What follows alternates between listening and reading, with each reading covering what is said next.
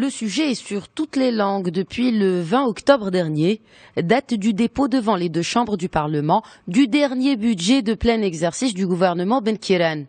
Un projet dont le mot d'ordre est équilibrer les finances publiques, avec une attention toute particulière à la fiscalité.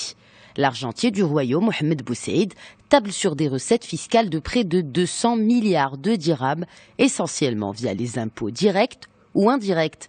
Parmi les points notables en matière fiscale figure la progressivité par seuil de l'IS, de 10% pour un résultat fiscal inférieur à 300 000 dirhams, à 31% pour les plus de 5 millions.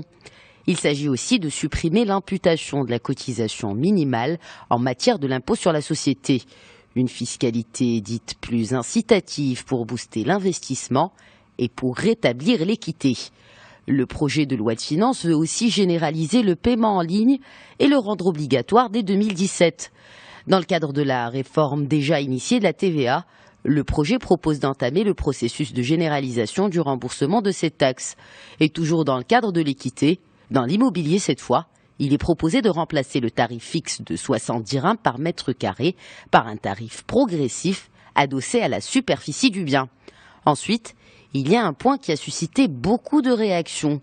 Le projet de loi de finances se distingue en effet avec cette nouvelle disposition, la peine d'emprisonnement qu'encourt un fraudeur de 1 mois à 2 ans, agrémentée d'une amende de 50 000 dirhams, et ce, et voilà la nouveauté, dès le premier faux pas, à savoir fausse facture, vente répétitive sans facture ou encore maquillage du chiffre d'affaires. Bref, la chasse aux sorcières est déclarée.